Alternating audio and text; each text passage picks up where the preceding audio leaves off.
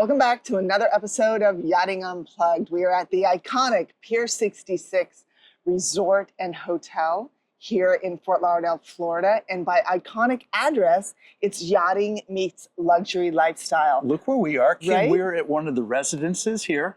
It is stunning. I thought it was 4,000 square feet total. No, and then this Summer, who patio. you're going to meet later, you're going to love Summer, but Summer told us that it is 4,000 outside living, 2,800 inside. This is a 6,800 square foot of iconic living here at Pier 66. Iconic eye candy. This Right? is just incredible. You got the yachting, you got the lifestyle, you got the resort, you've got the what was once the tallest building in Fort Lauderdale. Yeah, a little history. You know, many of you know that I am born and raised here in South Florida, and Rick has been here long enough to call himself a native. But that tower, like Rick said, is the tallest tower when it was built back in the 50s. But this property that we are on, 20 acres of land, was actually petroleum, the Phillips Petroleum 66. This was their fuel dock. Right. It started out as a fuel dock. That's how it got the name of 66 for Phillips 66. And everything around this place, it went from a fuel dock to a marina to a world-renowned resort. With the tower. Exactly. And then a few years ago, Tavistock came in and had this iconic, epic Vision of building this. And I can't believe we're here. We're sitting here. We're going to talk about it. But we're so what blessed. a great place. So you've got 12 restaurants. Let's talk about food. I'm a foodie. So there's 12 restaurants, 3 pools. The spa has a snow room, folks, in it. A snow room. Crazy. Yeah. So like, if you don't want to go to snow, you can come to Florida to have your snow here. Cold plunges too, and some really good coffee, by the way. Yeah. So it's 88 residences, 350 plus hotel rooms, and each one of the residences has a plunge pool, at least in the tower I'm in. But we're going to hear more from Summer, who was in our who's in the luxury sales business here at Pier 66, and she's also a free diver. Yeah, Summer's going to join us in the show here shortly, and you guys don't want to miss her. She has 3 world records. Say that a few times. Yeah. You know, coming from a guy that is such an incredible avid diver as I am, I understand clearly exactly what she's doing. She's a predator. She hunts these fish routinely 80, 90 feet underwater. You know, a remarkable young lady. She's also sponsored, she's the first brand manager for Yamaha. A female. Female, absolutely. Love it. And she actually got a wave runner. Yeah. And she's going to be spearfishing off of it. Yeah. Which is going to be a huge thing. What could possibly go wrong? I know. I can't wait to see more from her. We talked about safety. She's got all of her gear already personalized. She's going to be a great ambassador for marine safety too. And I just want to give a shout out to Yamaha and say thank you for believing in Summer and getting more women on the water and highlighting their journey. Hats off to you guys. Yes. She's also the sales executive here at Pier 66, and she's helped make this morning possible. So Summer, thank you very much. Yep. And if you mention the boat boss or even Rick Thomas, but really the boat boss, oh, come on, it's Rick. Rick's bringing this to you. $200,000 off this unit. Yes, right. So mention the boat boss. Rick Thomas.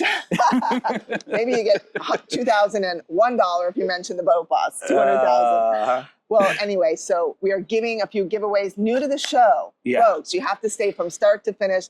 2 major giveaways here during our podcast. And I promise you, it'll be well worthwhile. Absolutely. As well, when you hear us talk to Summer in a little bit, the conversation and her backstory is amazing. And stay tuned for that. Let's talk about the marina. Let's do that. Yeah, I mean, there's some of the largest yachts in the world on the face dock. Mm-hmm. You see them coming in. You're coming in from the port. As we talked about, Port Everglades is the 3rd largest port in the United States. And so it's really the welcoming committee, if you will. I mean, Pier 66 is right here when you come in, and it's a great place to stop, to really take your yacht or your small vessel, whatever size vessel they can accommodate here. A lot of marinas have restrictions. They don't. They welcome everybody here and just come in, enjoy. They have a club too, I heard. Yes. And I'm really excited. Hopefully you and I will join that someday. We will indeed. And they're going to open up the Pelican again. I used to bring my little 30-foot boat to the dock right over here. And after a day on the water, we'd come to the Pelican, have the most nice casual but best food, and it's been closed during this renovation, so I'm excited to wait to see that reopen up too. That'll be great. Well, our dear friend Megan Lagasse Washington is the dock master here. She's head of marinas for Tavistock. Really hats off to her. And then John Myers, who I love and adore as well. He's head of the club here, either one of them, Summer, Megan, John, reach out to them if you're interested in any type of lifestyle here at Pier 66. Cool. And speaking of lifestyle, I want to segue into the recent Marine Industries Association of South Florida's Plywood Regatta. Yes. I was involved in that last year and again this year. Really blessed to be part of that. Kim, you and I next year are going to do some. We are. We're going to do some. I've pulled some strings here. We're going to do some live streaming from there. We're going to record a future episode at the Plywood Regatta.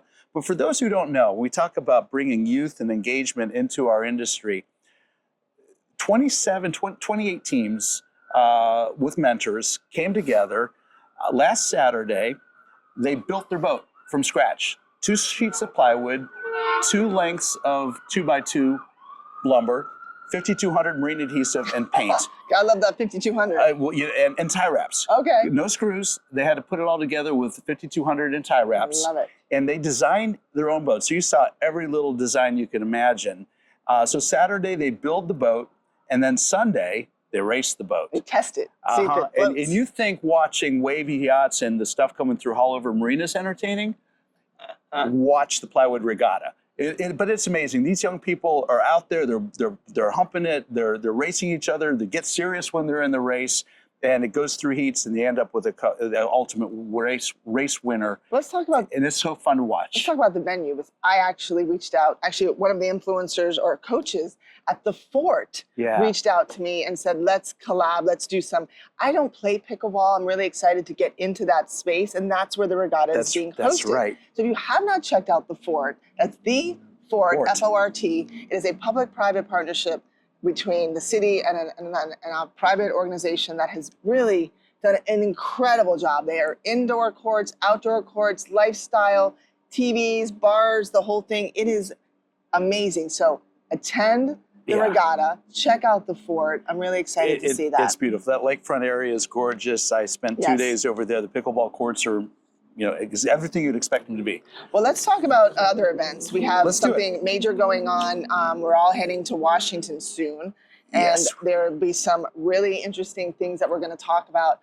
A lot of the industry leaders, some that are available, some that are not. I know a few people can't attend due to some projects that they have going on, but we are all heading to Washington. This is the American Boating Congress. Right. It starts Monday night with the kickoff dinner. And then Tuesday, we're in meetings all day. And then Wednesday, we're basically at the Capitol just talking to all of our local politicians that are in Washington about the marine industry and really what our needs are and really educate them. And Kim, I'm so proud to know that you're going up to represent us and be part of this. It's an important voice, and you are a big voice in our industry. So, I'm excited to share. Gratitude for that. Yeah, that it's my first time, and Rick, next year you'll be heading as well. Absolutely. There, but for those of you that have never attended, I'll be taking it to my platform, LinkedIn. You'll see all my footage on ABC there. But let's talk about what we're talking about there. Why are we going?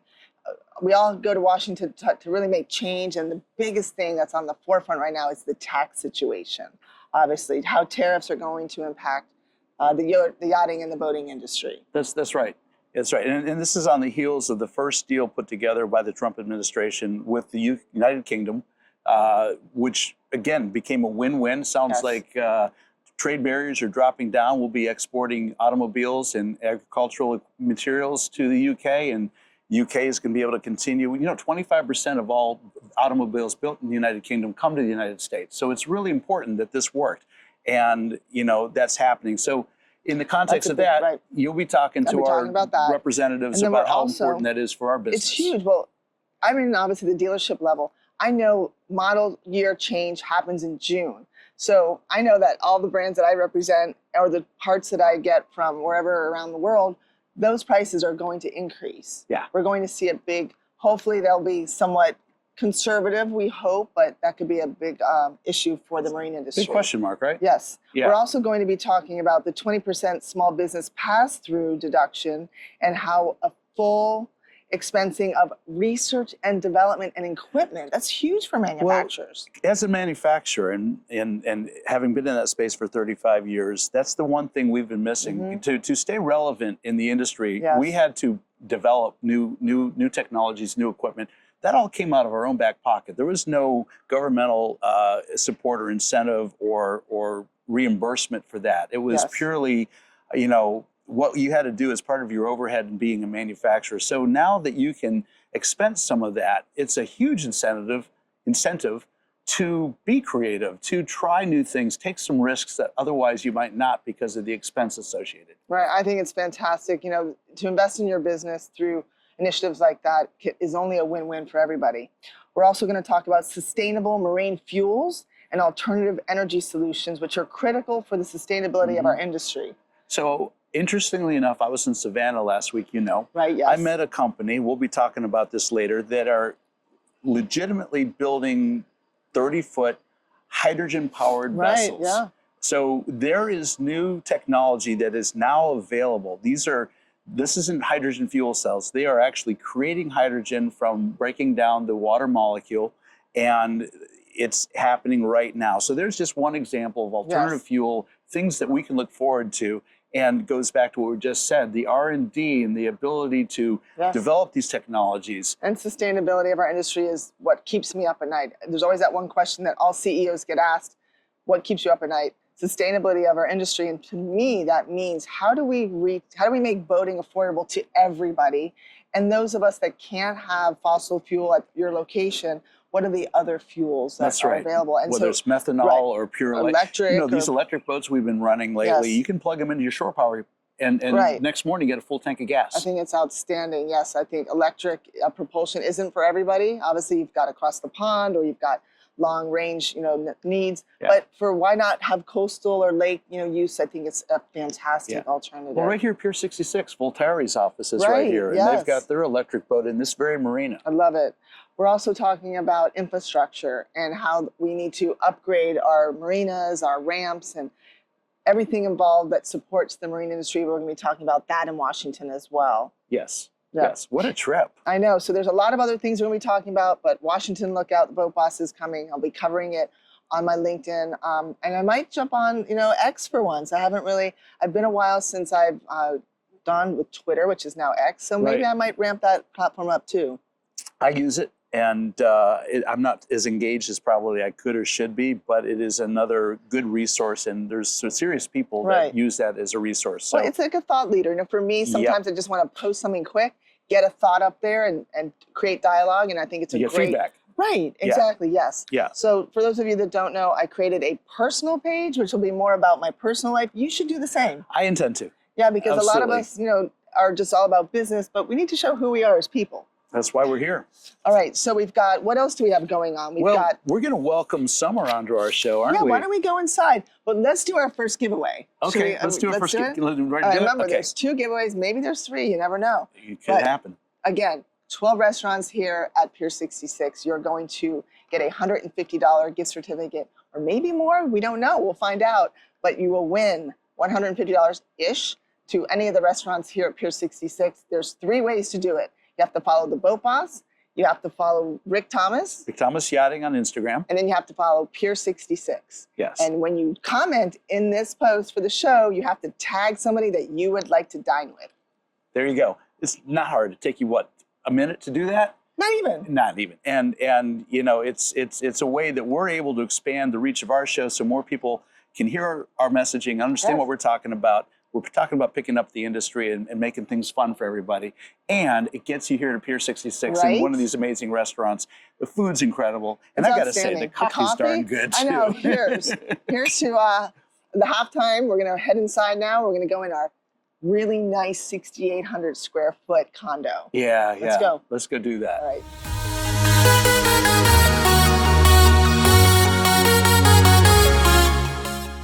The Recreational Boating and Fishing Foundation recently reported for every 10% more women in fishing, it equates to $1 billion in revenue for our industry. That is a huge statistic. Kim, $1 billion. $1 billion. That's real money. I heard money. that at the Miami Boat Show last year, and it's one of the initiatives on the Boat Boss platform as well as Yachting Unplugged. We are bringing the importance of fishing, and we're taking that message to Washington next week. But we are super excited to bring you a 3-time world champion. This is a spearfishing. badass freediving predator. And she's a woman. So we have how much more to go? We have 9% more to go after we have, Boom. Summer. Absolutely. So Summer, welcome to the show. What a privilege to sit next to a 3-time world record holder, spearfisher. Yes.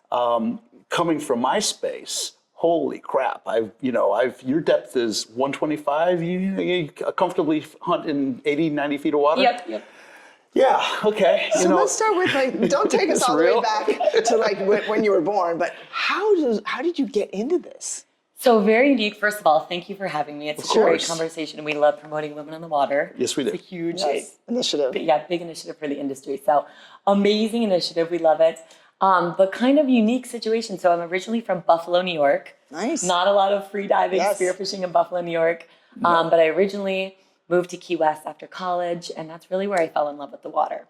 I was only supposed to stay for 6 months. That's usually how it goes. I've never heard that story before. And here we are. All right, so we're going to start. Every show we talk about tips. Well, today we're talking about diving tips. So for me, I recently, for my 10-year cancer anniversary, jumped off one of the platforms at the Hall of Fame, Swimming Hall of Fame, one of the high ones. I think it was like 20-something meters. It was really high. So point being is I landed incorrectly and hurt my back a little bit. Anything that you can recommend to somebody that wants to take the plunge and do something like that? How do we land correctly? Yes, so it's just such an incredible sport. And I think a lot of people are intimidated by the sport. It's very challenging, but very rewarding. So I think if you do want to take the plunge, just really do your research, know the sport, and then find a great community. Yeah. We really grow within our community. So if you find the right person and you find your community, you're going to grow. So get an instructor that will tell you how to spearfish, to free dive, to dive, whatever. Take a free diving course. Right. Well, talk about we love talking about safety on and in the water. And coming from the diving space myself, free diving is liberating. It's amazing. I've watched it. But you do have a risk of shallow water blackout as you come to the surface. Yeah. So in my technical and cave diving, we always go as a team. I would assume free diving, you need to have a team. You need to have somebody with you so that should you experience that, and I'm sure in all the free diving you've done, you must have come close to having that experience. You've got somebody to help you up. Absolutely. That is the most important thing in diving. You have to have a dive buddy. You have to have somebody watching you for safety. It's a very comfortable sport. So even if you are the best of the best, you can dive 300 feet comfortably, you always need to have somebody with you because most of the blackouts do happen in that shallow water. 20-foot range. Yeah. You've consumed all the oxygen, not all, a lot of oxygen in your blood supply, and the CO2 is dumping in there, and that's what kicks that off as you get close to the surface. And then you tie in like anxiety or little nerves, and it speeds up that usage for sure. So how did you convert from that to now your work? This is your office. Look at this office. This is my future condo, by the way. Not a bad place to come to work every day. I will be buying this condo. I'm going to visualize it and manifest it. Yes, manifest it. But how did you get into this? Manifesting. Right, okay. Well. No, but really, I truly believe once you get into a community like yachting, spearfishing, freediving, absolutely, you really network and you meet great people because we're all really like-minded. We all want to grow. We're all very passionate about the right things. So really, that's what got me into real estate before I was in yachting for a little bit.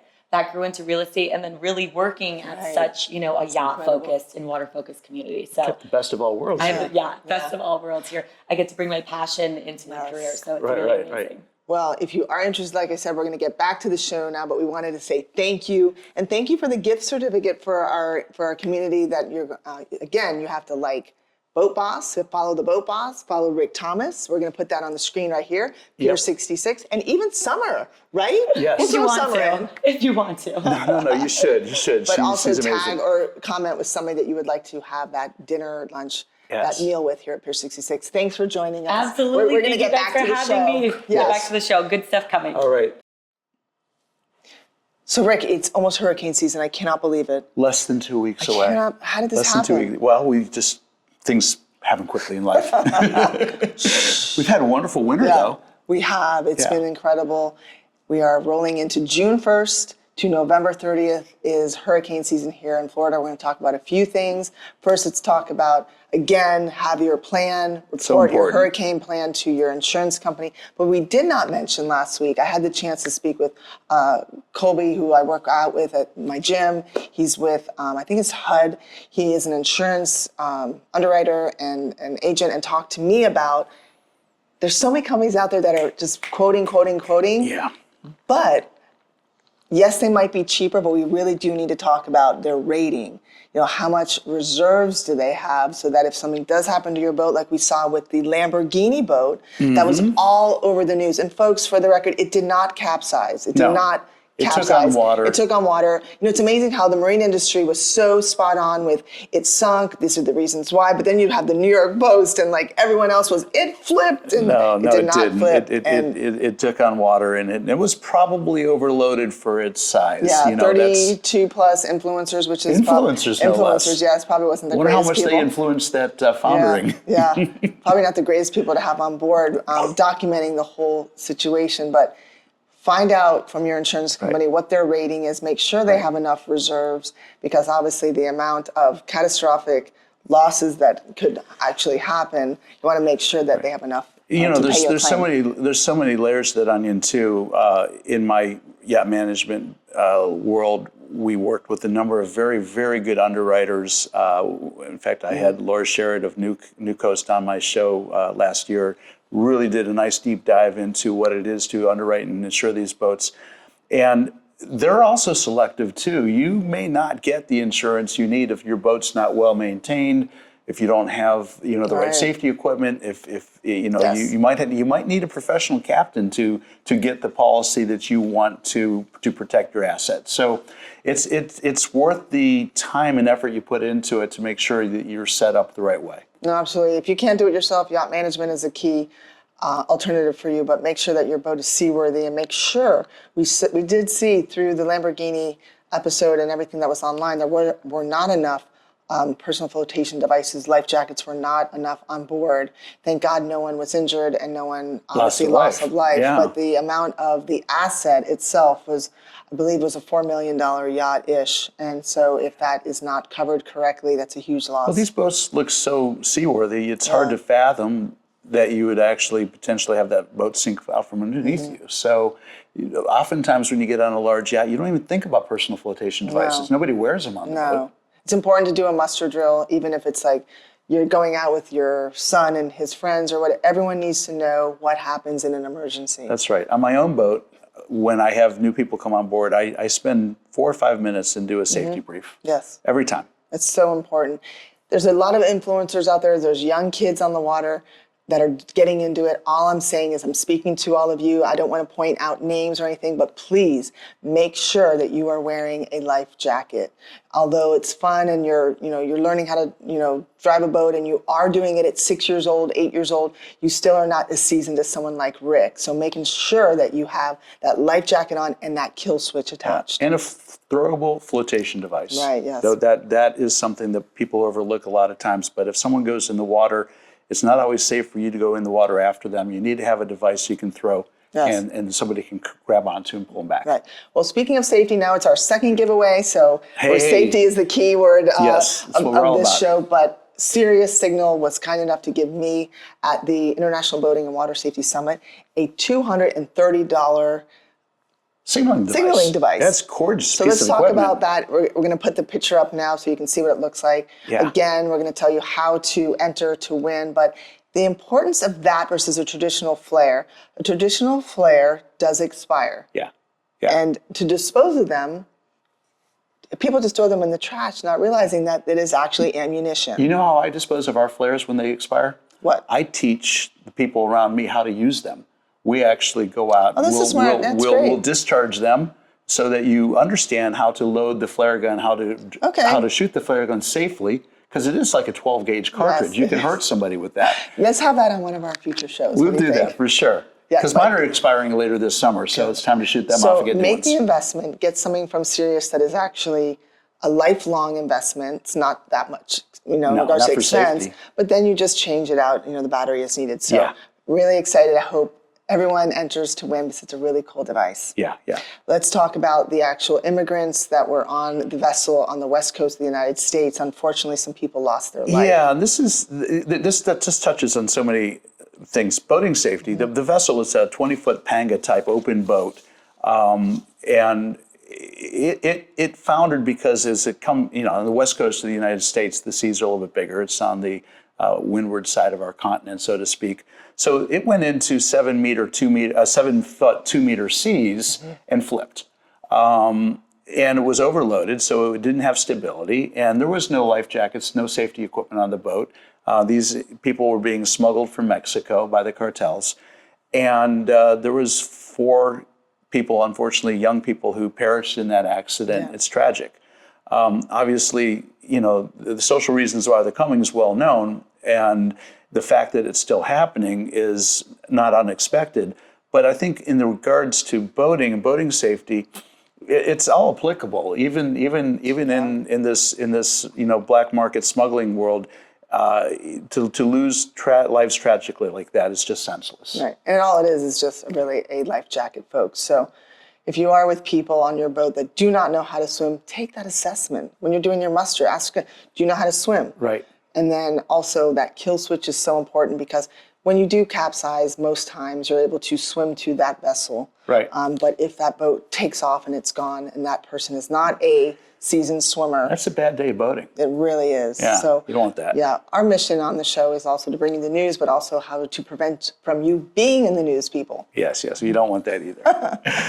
All right, so thanks to our new sponsor, I can't believe it. So as you see, we've upped our game with our apparel. Rick and I were no longer in our work days, since we shoot on Saturdays now. Yes, every Saturday, the show airs every Monday. This is a great new news platform for the marine industry, for the yachting in general, worldwide, not just the United States. But thank you to Liquid Yachtwear. Kingston, thank you very much. Yeah. Kingston White, the CEO of Liquid Yachtwear, he and I started talking about a month or 2 ago, and he started watching our content. He started seeing how USA. great we look, right? We're stunning, you know. I mean, come on, you're killing it. No, but really, they have got an amazing lineup of apparel, on the water apparel. It's focused obviously for the yacht crew and yachting industry. But tell you what, if you're boaters and you want just good quality, comfortable, durable clothing you can wear on the ocean, not just rash guards and shirts, but pants and everything else, shoes. Check them out. Liquid Yachtwear. They're on Federal Highway. They also have a facility, a business in France. That's great. And they're going to be supplying Yachting Unplugged and Yachting USA with apparel and the Boat Boss. And the Boat Boss, of course. And we're going to have some nice, cool Yachting USA. He's met his match with me. Yeah. Yes, he has. Absolutely. Well, you'll be able to buy some of our apparel too, because we're going to have the hats and shirts available with the logos, and this is top tier, top shelf stuff. Well, land was created so yachts, mega yachts can visit. That will be one of our slogans on one of our new apparel, as well as the Yachting Unplugged hats. Stay tuned for that, folks. I cannot thank you enough, really, for this was Rick's idea to film here. Megan Lagasse, thanks. Summer, John Myers, Tavistock, and to Rhea, and to our videographer, Tristan. We can't thank you enough for you are the secrets to our success of the show today. We're so blessed. Right? Yeah. Well, we're going to get to the weekend, and we'll see you guys next week. Yes. We'll see where we're going to film. It's always a mystery. And always, you know, from the beginning, boat smart from the start, the night before, make sure that you're dialed in. Safety is number one on the water. Make a float plan. We don't talk about that enough. We will talk more about that. Yep. But when you leave the dock, somebody land-based should know where you're going. Absolutely. And whether you live, work, or play, just get on the water, because there's nothing better than a lifestyle on the water. Reporting from Pier 66, we're signing off for another week of Yachting Unplugged. Everyone, have a great week. Have a wonderful weekend. Take care.